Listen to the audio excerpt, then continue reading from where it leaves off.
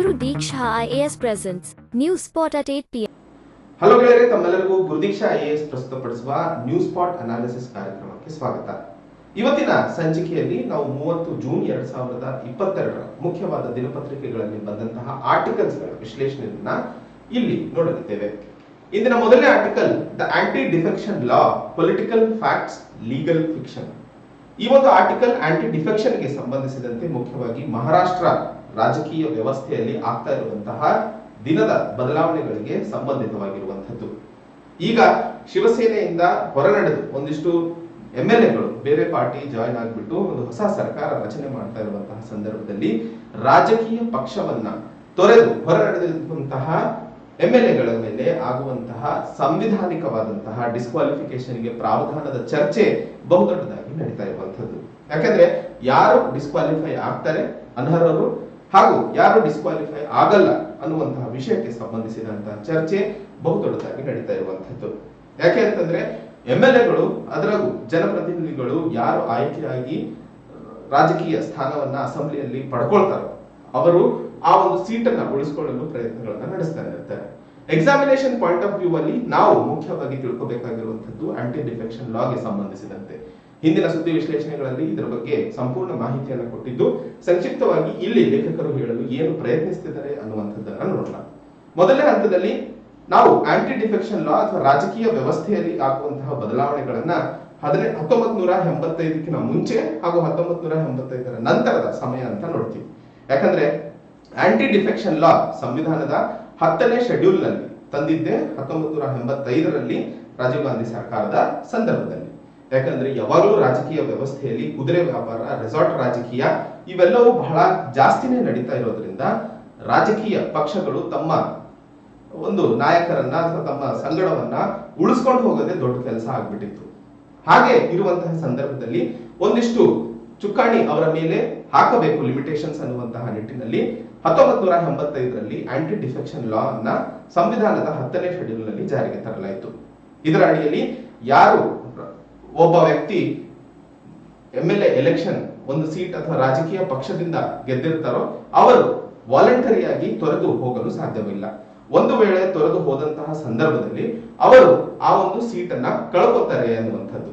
ಹಾಗೆ ಆ ಭಯ ಇದ್ದಂತಹ ಸಂದರ್ಭದಲ್ಲಿ ಅವರು ರಾಜಕೀಯ ಪಕ್ಷದಿಂದ ಹಾರಿ ಇನ್ನೊಂದು ಪಕ್ಷಕ್ಕೆ ಹೋಗೋ ಧೈರ್ಯ ಮಾಡಲ್ಲ ಅನ್ನುವಂಥದ್ದು ಮೂಲ ಉದ್ದೇಶ ಇದರದಾಗಿತ್ತು. ಹಾಗೂ ಯಾವುದೇ ರಾಜಕೀಯ ವ್ಯವಸ್ಥೆಯಲ್ಲಿ, ಯಾಕಂದ್ರೆ ಅಸೆಂಬ್ಲಿ ನಡೀತಾ ಇರಬೇಕಾದ್ರೆ ಎಲ್ಲ MLAಗಳಿಗೆ ಇನ್ಸ್ಟ್ರಕ್ಷನ್ಸ್ ಕೊಡ್ತಾರೆ, ವಿಪ್ ಅಂತ ಇರ್ತಾರೆ. ವಿಪ್ ಅಂತಂದ್ರೆ ಈಗ ಒಂದು ಪಾರ್ಟಿಗೆ ಒಬ್ರು ವಿಪ್ ಅನ್ನ ಮಾಡ್ತಾರೆ. ಅವರು ಎಲ್ಲಾ ಏನ್ ಮೆಂಬರ್ಸ್ ಇದ್ದಾರೆ ಅವರು ಯಾವ ರೀತಿಯಾಗಿ ಯಾವ ಕಡೆ ತಮ್ಮ ಸಮ್ಮತಿಯನ್ನ ತೋರಿಸಬೇಕು ಅನ್ನುವಂತಹ ಮಾಹಿತಿಯನ್ನ ಕೊಟ್ಟಿರ್ತಾರೆ.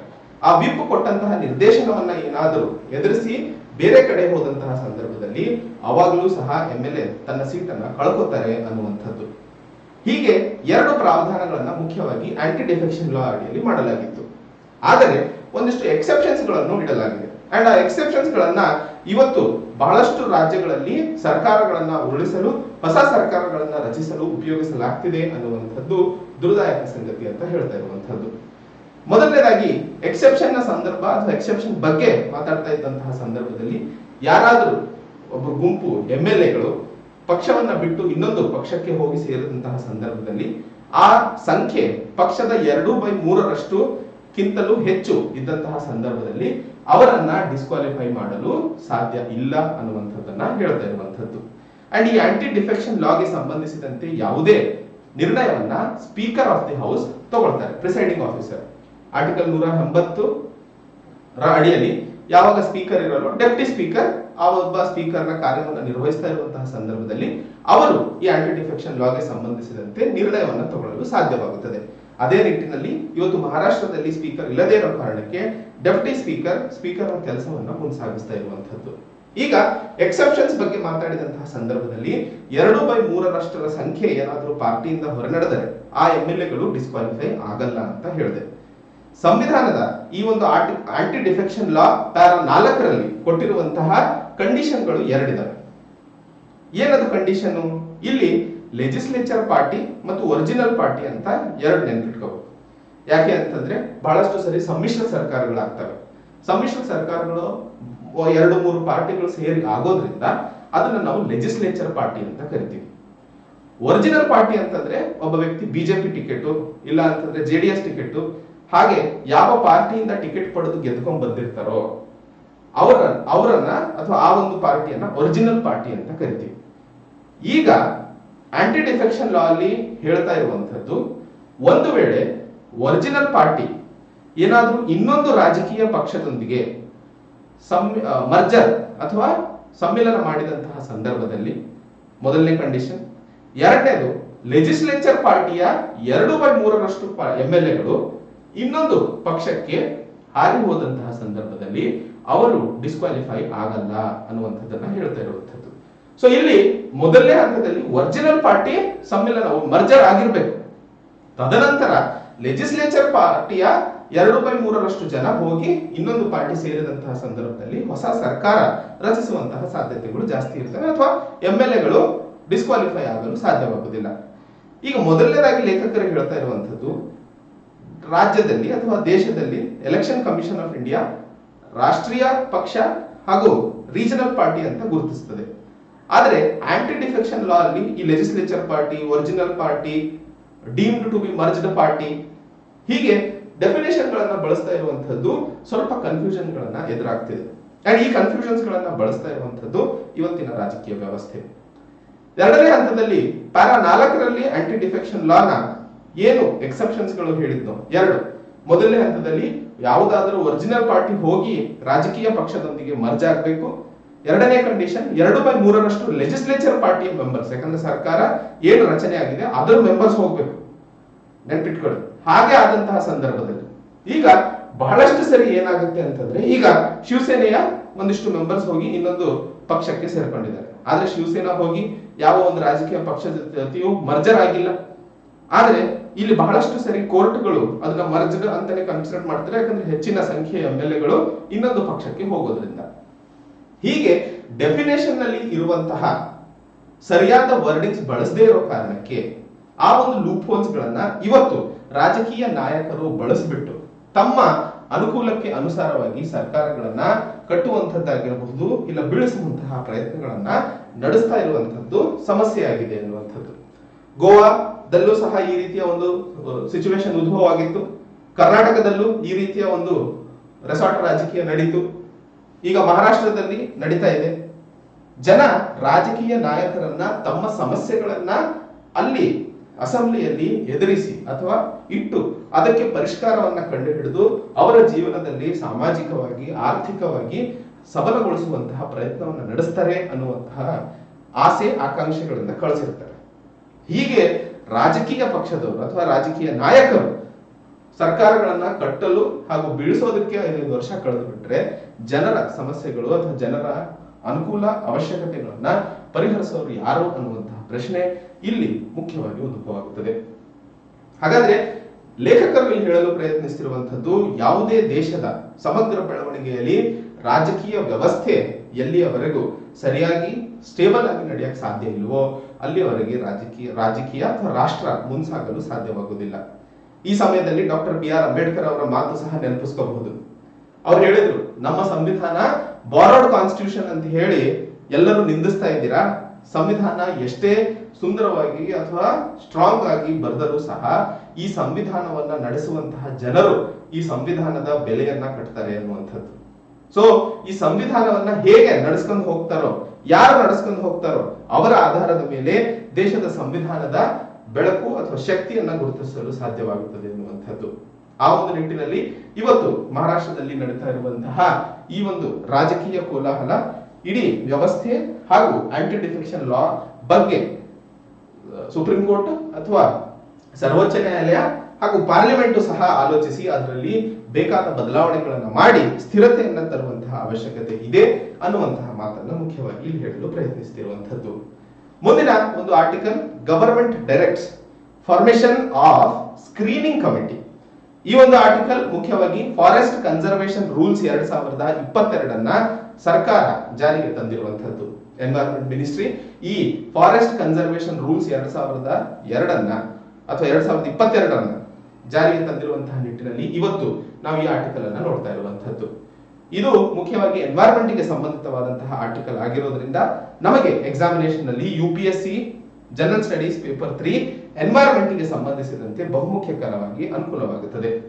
ಇಲ್ಲಿ ಈ ಒಂದು ಫಾರೆಸ್ಟ್ ಕನ್ಸರ್ವೇಷನ್ ರೂಲ್ಸ್ 2022 ಅಡಿಯಲ್ಲಿ ಇದರ ಮೂಲ ಉದ್ದೇಶ ಬಹಳಷ್ಟು ಸರಿ ಡೆವಲಪ್ಮೆಂಟ್ ಪ್ರಾಜೆಕ್ಟ್ಸ್ ಗಳನ್ನ ಎನ್ವೈರನ್ಮೆಂಟಲ್ ಕ್ಲಿಯರೆನ್ಸ್ ತಗೊಳಕ್ ಸಾಧ್ಯವಾಗದೆ ಅಥವಾ ಎನ್ವೈರನ್ಮೆಂಟಲ್ ಕ್ಲಿಯರೆನ್ಸ್ ಗೋಸ್ಕರನೇ ಎಷ್ಟೋ ಸರಿ ಸ್ತಬ್ಧಗೊಂಡಿರ್ತವೆ ಅಥವಾ ಟೈಮ್ ಡಿಲೇ ಆಗ್ತಾ ಹೋಗುತ್ತೆ.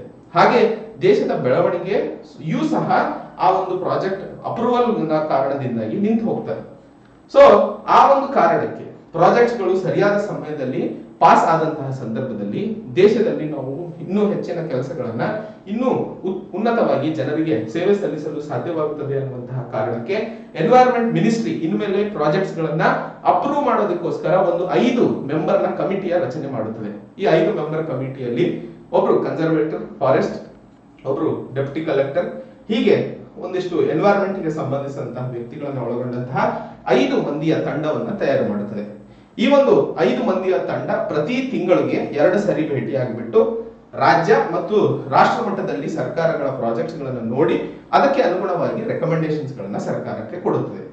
ಹಾಗೆ ಒಂದಿಷ್ಟು ಸಮಯಾವಧಿಯನ್ನು ಸಹ ಇಡಲಾಗಿದೆ.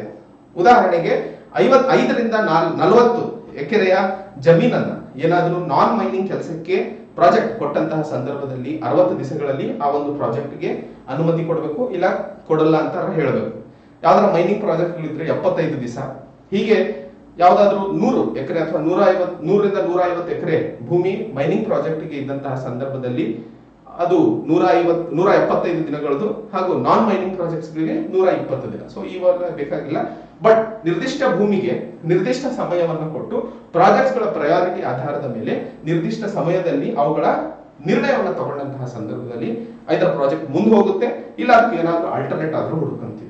ಇಲ್ಲಾಂದ್ರೆ 10 ವರ್ಷಗಳ ಕಾಲ ಒಂದು ಪ್ರಾಜೆಕ್ಟ್ ಮಾಡೋದೋ ಬೇಡೋ ಅನ್ನುವಂತಹ ಆಲೋಚನೆಯಲ್ಲೇ ಕಳ್ಕೊಂಡು ಹೋಗ್ತಾ ಇದೆ. ಹೀಗೆ ಒಂದು ಸೆಲೆಕ್ಷನ್ ಸ್ಕ್ರೀನಿಂಗ್ ಕಮಿಟಿ ಏನ್ ಭಾರತ ಸರ್ಕಾರ ತಂದಿದೆಯೋ ಇದು ಫಾರೆಸ್ಟ್ ಹಾಗೂ ಎನ್ವೈರನ್ಮೆಂಟ್ ಅನ್ನ ಕಾಪಾಡುವಂತಹ ನಿಟ್ಟಿನಲ್ಲಿ ಬೆಳವಣಿಗೆಯ ಜೊತೆಯಲ್ಲಿ ನಡೆಸ್ಕೊಂಡು ಹೋಗಲು ಸಾಧ್ಯವಾಗುವಂತಹ ಕ್ರಮ ಅಂತಾನೆ ಇಲ್ಲಿ ಹೇಳಬಹುದು. 2ನೇ ಹಾಗೂ 3ನೇ ಆರ್ಟಿಕಲ್ ಪ್ಲಾಸ್ಟಿಕ್ ಸರ್ಜರಿ. ತಮಗೆಲ್ಲ ಗೊತ್ತಿದ್ರೆ ಜುಲೈ 30 ಸಿಂಗಲ್ ಯೂಸ್ ಪ್ಲಾಸ್ಟಿಕ್ ನ ಕೊನೆಯ ದಿವಸಗಳು ಅಥವಾ ಕೊನೆಯ ದಿನ ಆಗಿರುತ್ತದೆ ಈ ದೇಶದಲ್ಲಿ ಅನ್ನುವಂಥದ್ದು. 100 ಮೈಕ್ರಾನ್ಕಿನ ಕಡಿಮೆ ಇರುವಂತಹ ಪ್ಲಾಸ್ಟಿಕ್ಸ್ ಗಳು ಏನೇನು ಇವತ್ತು ಬಳಕೆ ಆಗ್ತಿದಾವೋ ಅವುಗಳನ್ನೆಲ್ಲ ಇನ್ಮೇಲೆ ಬಳಸೋ ಹಾಗಿಲ್ಲ ಅನ್ನುವಂತಹ ಕಾನೂನನ್ನ ಹಿಂದಿನ ವರ್ಷ ಆಗಸ್ಟ್ ತಿಂಗಳಲ್ಲಿ ಭಾರತ ಸರ್ಕಾರ ಜಾರಿಗೆ ತಂದಿತ್ತು. ಅದರ ದಿನ ಈಗ ಜುಲೈ 30ರಿಂದ ಆಗಿರುತ್ತದೆ. ಇಲ್ಲಿ ಲೇಖಕರು ಮುಖ್ಯವಾಗಿ ಚರ್ಚೆ ಮಾಡ್ತಾ ಇರುವಂತದ್ದು ಈ ಒಂದು ಸಿಂಗಲ್ ಯೂಸ್ ಪ್ಲಾಸ್ಟಿಕ್ ನ ನಂತರದ ಹೆಜ್ಜೆ ಯಾವ ರೀತಿಯಲ್ಲಿ ನಾವು ಮುಂಸಾಗುವ ಅವಶ್ಯಕತೆ ಇದೆ and single use plastic ban ಮಾಡೋದ್ರಿಂದ ನಾವು ಎದುರಾಗುವಂತಹ ಸಮಸ್ಯೆಗಳನ್ನ ಇಲ್ಲಿ ಚರ್ಚೆ ಮಾಡ್ತಾ ಇರುವಂತದ್ದು. ಮೊದಲನೇ ಹಂತದಲ್ಲಿ ಈ ಒಂದು ಆರ್ಟಿಕಲ್ ನಮಗೆ ಜನರಲ್ ಸ್ಟಡೀಸ್ ಪೇಪರ್ 3 ಎನ್ವೈರನ್ಮೆಂಟ್ ಗೆ ಸಂಬಂಧಿಸಿದಂತೆ ಬಹುಮುಖ್ಯಕರವಾದಂತಹ ಆರ್ಟಿಕಲ್ ಆಗಿರುತ್ತದೆ. ಈಗ ನಮ್ಗೆಲ್ಲ ಗೊತ್ತಿರೋ ಹಾಗೆ ಸಿಂಗಲ್ ಯೂಸ್ ಪ್ಲಾಸ್ಟಿಕ್ ಅಂದ್ರೆ ಏನು? ಈಗ ನಾವು ಇಯರ್ ಬಡ್ಸ್ ಯೂಸ್ ಮಾಡ್ತೀವಿ, ಅಥವಾ ಏನಾದ್ರೂ ತಿನ್ನಕ್ಕೆ ಸ್ಪೂನ್ ಯೂಸ್ ಮಾಡ್ತೀವಿ, ಇಲ್ಲ ಎಲ್ಲಾದ್ರೂ ಪಾನಿಪುರಿ ಅಂಗಡಿಗೆ ಹೋದಾಗ ಪ್ಲಾಸ್ಟಿಕ್ ತಟ್ಟೆಗಳು ಇರ್ತವೆ, ಇವೆಲ್ಲ ಸಿಂಗಲ್ ಯೂಸ್ ಪ್ಲಾಸ್ಟಿಕ್. ಇವತ್ತು ದೇಶದಲ್ಲಿ ಪ್ರತಿ ದಿನ 25,000 ಟನ್ ಸಿಂಗಲ್ ಯೂಸ್ ಪ್ಲಾಸ್ಟಿಕ್ ಬಳಕೆ ಆಗ್ತಾ ಇರುವಂತದ್ದು ಅಥವಾ ವೇಸ್ಟ್ ಆಗಿ ಹೊರ ಬರ್ತಾ ಇರುವಂತದ್ದು.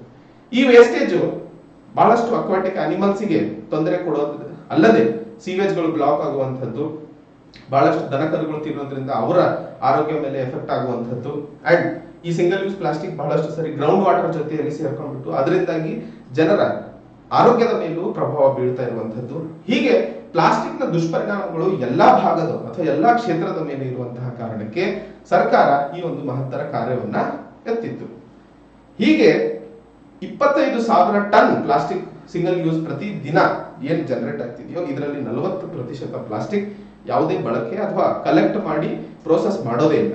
ಹೀಗೆ ಇರುವಂತಹ ಸಮಸ್ಯೆಯನ್ನು ಪರಿಹರಿಸೋದಕ್ಕೆ ಹಿಂದಿನ ಆಗಸ್ಟ್ ನಲ್ಲೇ ಈ ಒಂದು ಕ್ರಮವನ್ನ ಕೈಗೊಂಡಿತ್ತು. ಈಗ ಜುಲೈ 30ರಿಂದ ದೇಶದಲ್ಲಿ ಸಿಂಗಲ್ ಯೂಸ್ ಪ್ಲಾಸ್ಟಿಕ್ ನ ಬಳಕೆ ಪೂರ್ತಿಯಾಗಿ ನಿರ್ಬಂಧವಾಗುತ್ತದೆ. ಯಾವುದೇ ಒಂದು ಕ್ರಮ ಮೊದಲನೇ ಹಂತದಲ್ಲಿ ಸರ್ಕಾರ ಅನ್ಕೊಂಡ್ರು ಅಲ್ಲಿನ ಜನರು ಅದಕ್ಕೆ ಸ್ಪಂದಿಸದೇ ಇದ್ದಂತಹ ಸಂದರ್ಭದಲ್ಲಿ ಯಾವುದೇ ಕಾನೂನು ಅಥವಾ ಕ್ರಮ ಪೂರ್ಣವಾಗಿ ಕಾರ್ಯರೂಪಕ್ಕೆ ತರಲು ಸಾಧ್ಯವಾಗುವುದಿಲ್ಲ. ಆ ಒಂದು ನಿಟ್ಟಿನಲ್ಲಿ ಸರ್ಕಾರ ಕೈಗೊಳ್ತಾ ಇರುವಂತಹ ಈ ಒಂದು ಮಹತ್ತರ ಕಾರ್ಯಕ್ಕೆ ಜನರು ಸಹ ಸ್ಪಂದಿಸುವ ಅವಶ್ಯಕತೆ ಇದೆ. ಆ ಜನ ಎಲ್ಲಿವರೆಗೂ ಸ್ಪಂದಿಸೋದಿಲ್ವೋ ಅಲ್ಲಿವರೆಗೂ ದೇಶದಲ್ಲಿ ಪ್ಲಾಸ್ಟಿಕ್ ನ ಬಳಕೆಯನ್ನ ತೆಗೆಯಲು ಸಾಧ್ಯವಾಗೋದೇ ಇಲ್ಲ.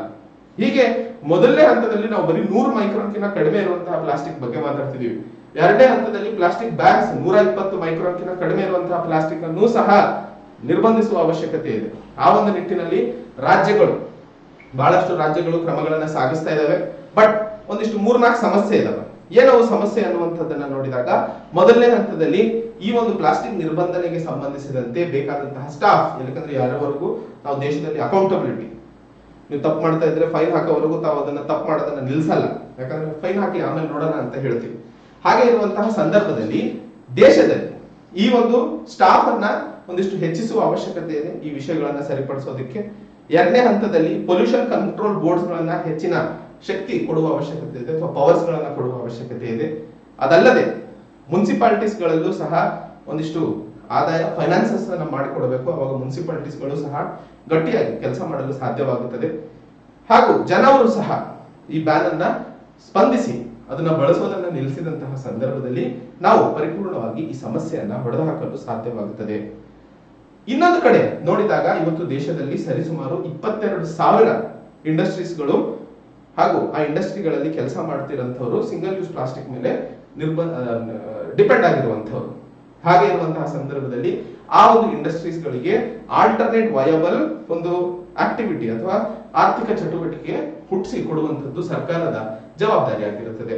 ಆ ಒಂದು ನಿಟ್ಟಿನಲ್ಲಿ ಸರ್ಕಾರ ಈ ಇಂಡಸ್ಟ್ರೀಸ್ ಗಳ ಜೊತೆಯಲ್ಲಿ R&D ಮೇಲೆ ಕೆಲಸ ಮಾಡಿ ಅವರಿಗೂ ಸಹ viable alternative plastic manufacturing industries ಗಳನ್ನ ಸೆಟಪ್ ಮಾಡಿಕೊಟ್ಟಂತಹ ಸಂದರ್ಭದಲ್ಲಿ ನಾವು ಸರಿಯಾಗಿ ಟ್ರಾನ್ಸಿಷನ್ ಅನ್ನ ಕಾಣಲು ಸಾಧ್ಯವಾಗುತ್ತದೆ ಅನ್ನುವಂಥದ್ದನ್ನ ಇಲ್ಲಿ ಮುಖ್ಯವಾಗಿ ಹೇಳಲು ಪ್ರಯತ್ನಿಸ್ತಿರುವಂತದ್ದು. ಮುಂದಿನ ಒಂದು article, better road safety measures could save 500,000 lives annually worldwide. ಈ ಒಂದು ಆರ್ಟಿಕಲ್ ಮುಖ್ಯವಾಗಿ ನ್ಯೂ ಗ್ಲೋಬಲ್ ಅನ್ನುವಂತಹ ಒಂದು ಸ್ಟಡಿ ಇವತ್ತು ಪ್ರಪಂಚ ಮಟ್ಟದಲ್ಲಿ ಮಾಡಿರುವಂತದ್ದು. ಇದರ ಪ್ರಕಾರ ಏನಾದ್ರೂ ಜನ ಸರಿಯಾಗಿ ಹೆಲ್ಮೆಟ್ ಬಳಸುವಂತದ್ದು, ಸೀಟ್ ಬೆಲ್ಟ್ ಹಾಕೋದು, ಸ್ಪೀಡ್ ಲಿಮಿಟ್ ಅನ್ನ ಮೇಂಟೈನ್ ಮಾಡುವಂತದ್ದು, ಹಾಗೆ ಯಾವುದೇ ಡ್ರಂಕ್ ಅಂಡ್ ಡ್ರೈವಿಂಗ್ ಮಾಡದೇ ಇದ್ದಂತಹ ಸಂದರ್ಭದಲ್ಲಿ ಪ್ರಪಂಚದಲ್ಲಿ ಪ್ರತಿ ವರ್ಷ 3,47,000 ಹಾಗೂ ಸುಮಾರು 5,40,000 ಜನ ಜೀವಪಾಯದಿಂದ ಅಥವಾ ಜೀವ ಉಳಿಸಲು ಸಾಧ್ಯವಾಗುತ್ತದೆ ಅನ್ನುವಂಥದ್ದನ್ನ ಹೇಳ್ತಾ ಇರುವಂತಹದ್ದು. ಈ ಒಂದು ಸ್ಟಡಿಯಲ್ಲಿ ಹೇಳ್ತಾ ಇರೋ ಹಾಗೆ ಹೆಲ್ಮೆಟ್ ಬಳಸದೇ ಇರೋದ ಕಾರಣಕ್ಕೆ ಅತಿ ಹೆಚ್ಚು ಚೈನಾದಲ್ಲಿ ಸಾವನ್ನಾಗ್ತಾ ಇರುವಂತದ್ದು, 2ನೇ ಸ್ಥಾನದಲ್ಲಿ ಬ್ರೆಜಿಲ್, 3ನೇ ಸ್ಥಾನದಲ್ಲಿ ಭಾರತ ಇರುವಂತಹದ್ದು. ಭಾರತದಲ್ಲಿ ಸರಿಸುಮಾರು 5,000ಕ್ಕಿಂತ ಹೆಚ್ಚು ಜನ ಬರೀ ಹೆಲ್ಮೆಟ್ ಬಳಸದೆ ಸಾವನ್ನಪ್ಪಿರುವಂತಹ ಸಂಗತಿಗಳು ಎದುರಿಗೆ ಬಂದಿರ್ತವೆ. ಆ ಒಂದು ನಿಟ್ಟಿನಲ್ಲಿ ಸರ್ಕಾರ ಈ ಒಂದು Lancet series on road safety ಸಂಬಂಧಿತವಾಗಿರುವಂತಹ ಒಂದು ರಿಪೋರ್ಟ್ ಇದು. ಈ ಒಂದು ರಿಪೋರ್ಟ್ ಮುಖ್ಯವಾಗಿ United Nation high level meeting on road safety United Nation high level meeting on road safety ನಡೆಯೋಕ್ಕಿಂತ ಮುಂಚೆ ತಂದಿರುವಂತಹ ರಿಪೋರ್ಟ್. ಇದರ ಮೇಲೆ ಅಥವಾ ಇದರ ಆಧಾರದ ಮೇಲೆ ಪ್ರಪಂಚ ಮಟ್ಟದಲ್ಲಿ ಈ ಒಂದು ಟ್ರಾನ್ಸ್ಪೋರ್ಟ್ ರೋಡ್ಸ್ ಕ್ಷೇತ್ರಕ್ಕೆ ಸಂಬಂಧಿಸಿದಂತೆ ಹೇಗೆ ಸೇಫ್ಟಿ ಮೆಷರ್ಸ್ ಅನ್ನ ಕೈಗೊಳ್ಳುವ ಅವಶ್ಯಕತೆ ಇದೆ ಅನ್ನುವಂತಹ ವಿಷಯವನ್ನ ಅಲ್ಲಿ ಚರ್ಚೆ ಮಾಡ್ತಾರೆ. ಅದಕ್ಕೋಸ್ಕರ ಭಾರತದಲ್ಲೂ ಸಹ ಯಾವ ರೀತಿಯಾಗಿ ನಾವು ಈ ರೋಡ್ ಸೇಫ್ಟಿ ಮೆಷರ್ಸ್ ಅನ್ನ ಕೈಗೊಂಡಂತಹ ಸಂದರ್ಭದಲ್ಲಿ ಪ್ರಾಣಗಳನ್ನ ಕಾಪಾಡುವಂತಹದ್ರಲ್ಲಿ ಸಕ್ಸಸ್ಫುಲ್ ಆಗ್ತೀವಿ ಅನ್ನುವಂಥದ್ದು. ಈಗ ಸ್ಪೀಡ್ ಲಿಮಿಟ್ ಗೆ ಸಂಬಂಧಿಸಿದಂತೆ ಒಂದಿಷ್ಟು ಸ್ಪೀಡ್ ಬ್ರೇಕರ್ಸ್ ಗಳನ್ನ ಹಾಕೋದು ಅಥವಾ ಎಲೆಕ್ಟ್ರಾನಿಕ್ ಮೆಷಿನ್ಸ್ ಗಳನ್ನ ಅಳವಡಿಸುವಂತದ್ದು, ಸೀಟ್ ಬೆಲ್ಟ್ ಮ್ಯಾಂಡೇಟರಿ ಮಾಡೋದಕ್ಕೆ ಹೆಚ್ಚಿನ ಪ್ರಾವಧಾನಗಳನ್ನ ಅಥವಾ ಕ್ರಮಗಳನ್ನ ಕೈಗೊಳ್ಳುವಂತದ್ದು, ಅವೇರ್ನೆಸ್ ಅನ್ನ ಹೆಚ್ಚಿಸುವಂತದ್ದು, ಇವೆಲ್ಲ ಮಾಡೋದ್ರಿಂದ ದೇಶದಲ್ಲಿ ಪ್ರತಿ ವರ್ಷ ಸುಮಾರು 1.5 ಲಕ್ಷಕ್ಕಿಂತ ಸರಿಸುಮಾರು 4.5 ಲಕ್ಷದವರೆಗೂ ಪ್ರಾಣಗಳನ್ನ ಕಾಪಾಡಲು ಸಾಧ್ಯವಾಗುತ್ತದೆ. ಹೀಗೆ ಇರುವಂತಹ ಸಂದರ್ಭದಲ್ಲಿ ಭಾರತ ಪ್ರಪಂಚದಲ್ಲಿ 10% ಸಾವುಗಳು ಏನು ರೋಡ್ ಆಕ್ಸಿಡೆಂಟ್ಸ್ ಇಂದ ಆಗ್ತಿದಾವೋ ಅದು ಭಾರತದಲ್ಲಿ ಆಗ್ತಾ ಇರೋದು ದುರ್ದಾಯಕರವಾದಂತಹ ಸಂಗತಿ. ಅದಕ್ಕೆ ಸಂಬಂಧಿಸಿದಂತೆ ಒಂದು ಕಡೆ ಜನ, ಇನ್ನೊಂದು ಕಡೆ ಸರ್ಕಾರವೂ ಸಹ ಏನೆಲ್ಲ ಇನ್ಫ್ರಾಸ್ಟ್ರಕ್ಚರ್ ಕ್ರಮಗಳು ಬೇಕಾಗಿದಾವೋ ಅದು ಸರ್ಕಾರ ಕೈಗೊಳ್ಳಬೇಕು. ಜನ ಅವೇರ್ನೆಸ್ ಅನ್ನ ಹೆಚ್ಚಿಸಿಕೊಂಡು ಇದರ ಬಗ್ಗೆ ಆಲೋಚಿಸಬೇಕು ಅನ್ನುವಂತಹ ಮಾತನ್ನ ಮುಖ್ಯವಾಗಿ ಹೇಳಲು ಪ್ರಯತ್ನಿಸ್ತಿರುವಂತದ್ದು. ಮುಂದಿನ ಒಂದು article, hydrogen demand in India likely to rise 4-fold by 2050. NITI ಆಯೋಗ ಒಂದು ಹೊಸ ರಿಪೋರ್ಟ್ ಅನ್ನು ಹೊರತರ್ತಾ ಇರುವಂತದ್ದು. ಇದರಲ್ಲಿ ಗ್ರೀನ್ ಹೈಡ್ರೋಜನ್ 2050 ಬಹುದೊಡ್ಡ ಮಟ್ಟದಲ್ಲಿ ಡಿಮಾಂಡ್ ಅನ್ನ ಪಡೆಯಲಿದೆ ಅನ್ನುವಂಥದ್ದನ್ನ ಹೇಳ್ತಾ ಇರುವಂತದ್ದು. 2030 ಸುಮಾರು $8 ಬಿಲಿಯನ್ ಇಂಡಸ್ಟ್ರಿ ಆಗಲಿದೆ ಗ್ರೀನ್ ಹೈಡ್ರೋಜನ್.